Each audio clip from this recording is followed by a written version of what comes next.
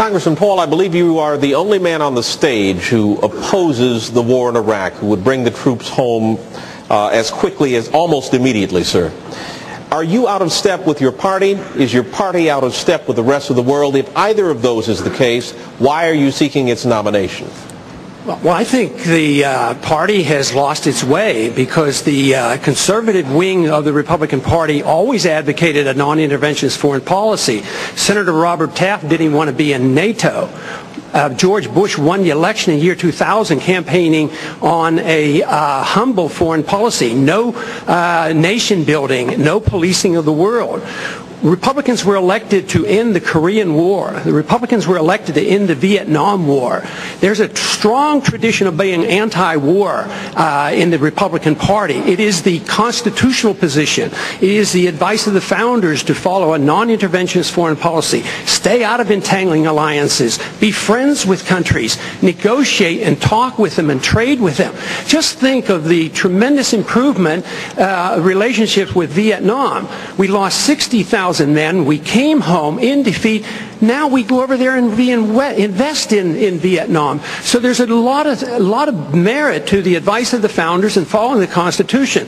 And my argument is that we shouldn't go to war so carelessly. When we do, the wars don't end. Congressman, you don't think that changed with the 9/11 attack, sir? What changed?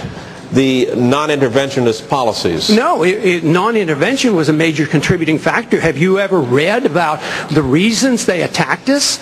They attack us because we've been over there. We've been bombing Iraq for 10 years. We've been in the Middle East. I think Reagan was right. We don't understand the irrationality of Middle Eastern politics. So right now we're building an embassy in Iraq that's bigger than the Vatican. We're building 14 permanent bases. What would we say here if China was doing this in our country or in the Gulf of Mexico? We would be objecting. We need to look at what we do from the perspective of what would happen if somebody else did it to us. Are you suggesting we invited the 9/11 attack, sir? I'm suggesting that we listen to the people who attacked us and the reason they did it. And they are delighted that we're over there because Osama bin Laden has said, I am glad you're over on our sand because we can target you so much easier. They've already now, since that time, have killed 3,400 of our men, and I don't think it was necessary. Wendell, may I make a comment on that? That's really an extraordinary statement.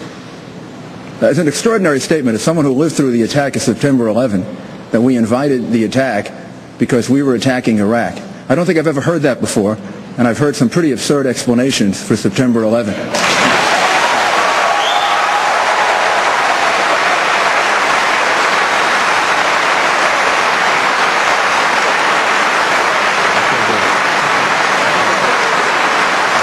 And I would ask the congressman to withdraw that comment and tell us that he didn't really mean that.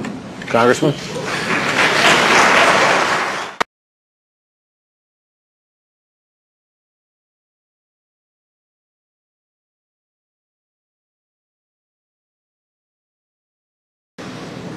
It's an extraordinary statement as someone who lived through the attack of September 11, that we invited the attack because we were attacking Iraq. I don't think I've ever heard that before, and I've heard some pretty absurd explanations for September 11.